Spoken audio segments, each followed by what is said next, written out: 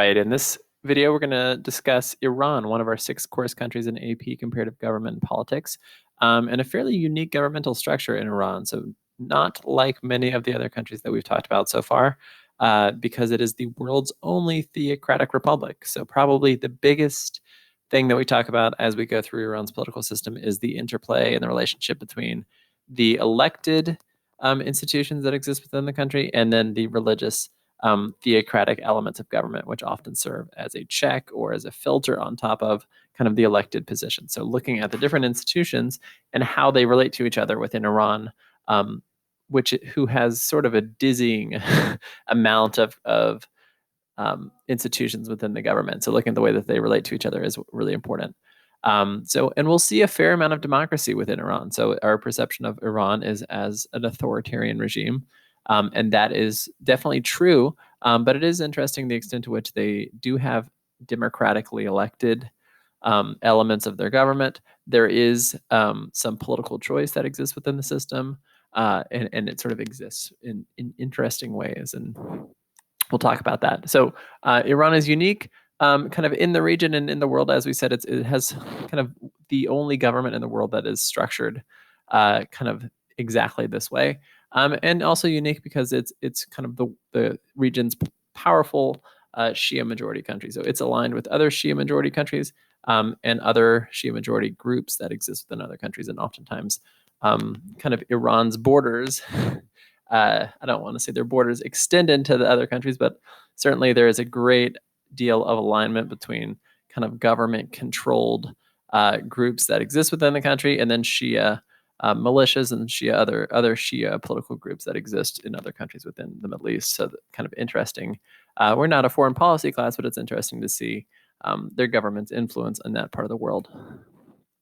And within Iran, we see, I think, a government that oftentimes kind of grapples with itself and how much to hold on to kind of the traditional thing, the traditional legitimacy and the traditional amounts of the grievances that made kind of the religious institutions rise to power versus kind of economic modernization, becoming a more developed country, and some of the economic grievances that exist within the country. So the idea of tradition versus modernization is an interesting theme as we talk more about Iran. And similarly, secular, kind of within that, you see the conflict between secular or more secular elements of their political system and the fundamentalist elements. So Iran sort of has somewhere between 3 and 4 main coalitions, even though the party names change. But essentially, you have sort of liberals who want to reform the system, kind of moderates or reformers who want to tweak the governmental structure to make the more secular institutions more powerful. You have sort of conservative elements of government who generally want to maintain things the way they are, but still want the country to modernize in a lot of ways and maybe develop better relations with the United States and other Western countries. And then you have sort of the hardliner elements within the country. And the hardliners are probably the most powerful group, but sort of the way that those groups interact with each other within the country is interesting. And Iran just has a wild organizational chart, a fun organizational chart to talk about, and fun to try to keep tabs on and learn about, I think. And very different than the other governments that we talk about. So, and I always think with Iran, broad strokes, kind of, it's hard to sit down and memorize exactly how the Guardian Council is selected and who makes up who and kind of what each body is like exactly doing at all times. But it is important to have a general sense of kind of where each kind of institution falls within the country and what their role is. And it's also interesting to think about Iran's relationship with the United States. We've had a lot of that in the news this year, but as well as sort of the rest of kind of Europe and other kind of other countries that exist. So thinking about kind of a lot of their legitimacy stems from sort of the Iranian Revolution of 1979, sort of the backlash against the West, quote unquote. So it's interesting kind of going back to the tradition versus modernization conflict of how much do we want to make things better versus how much do we want to kind of rely on the same same tropes that got us here. So as it relates to the basics of their government, you have some interesting kind of ways in which it's categorized. So a theocratic republic, we talked about that term, with a lot of democratic elements, kind of the theocratic institutions that exist within the country, the supreme leader, the guardian council, the assembly of experts, and the expediency council. So those are kind of the big four need to know theocratic institutions. So those are more rooted in government. And we're going to talk about kind of what you see at the bottom, Velayat-e-Faqih, which I don't know how to pronounce, but I just gave it a shot, which basically translates to guardianship of the jurist. So this is basically the idea that Islamic law serves as sort of a filter on a lot of the laws and a lot of the decisions that are made in the country, and that wherever there is a decision made, there is some sort of religious institution that serves as a check on that, or person, in the case of the supreme leader. And not surprisingly, the judiciary is not independent within the country, and it too is based on Sharia law. So we have the heavy influence of Islamic law, and specifically kind of the Shia interpretation of Islamic law in the country. And then kind of looking at it, we also see kind of a government that has a lot of interesting ways in which it functions and relates to those institutions. So Iran is a highly centralized unitary state. So they have some local governments that have started to develop since 1999, but essentially you see a lot of centralization of power at the federal or at the national level of government. And that's not surprising.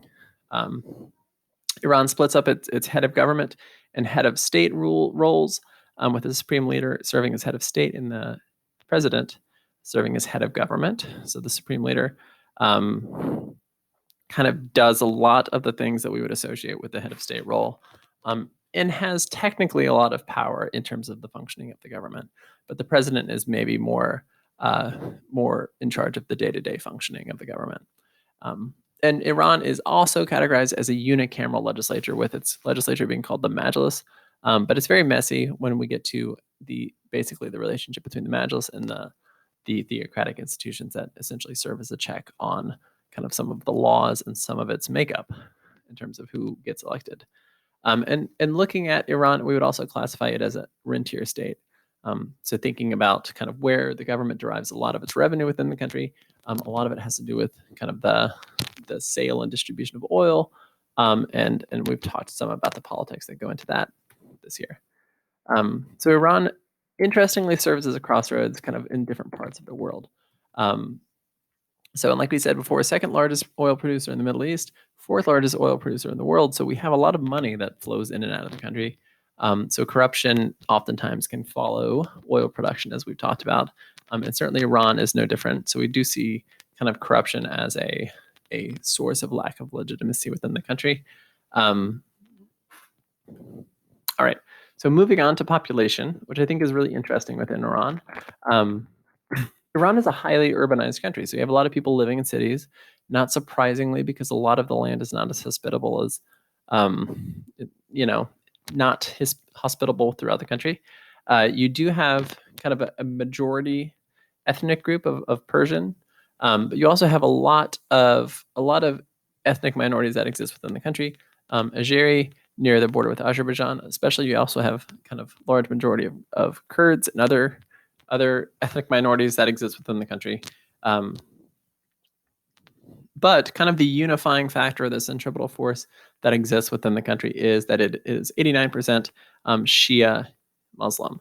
So 98% Muslim and 89% Shia Muslim. So you do have some religious minorities that exist within the country, and that kind of the way that the government accommodates that or has safeguards in for them is interesting and maybe a little bit surprising, especially as it relates to some religious minorities like Zoroastrian or Jewish populations or Christian populations. But especially within kind of the Islamic elements of government, Shia Islam is kind of the interpretation or the branch of Islam that is practiced. And Sunni Muslims don't, generally speaking, have a lot of power within the country. All right. And one thing we mentioned before, Iran is highly urbanizing. So a lot of people live in cities. Iran also has a very, very young population. So 24% of all Iranians are under 15, and 27 is the median age.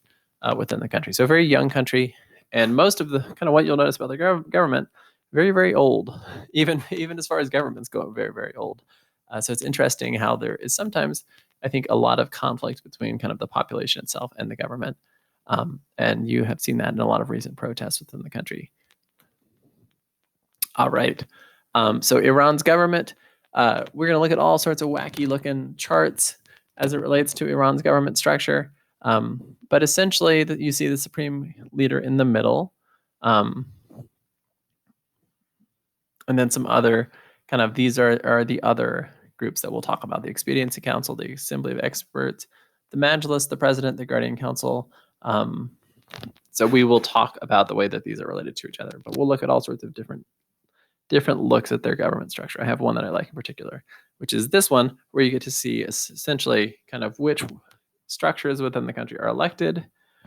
So the assembly experts, although with a caveat that it is mostly religious, or it is all religious figures that are elected, the president, and then parliament, which is the majlis, right? And everything in blue is essentially part of the sort of appointed arm of government, which is serves as a check on the elected parts of government.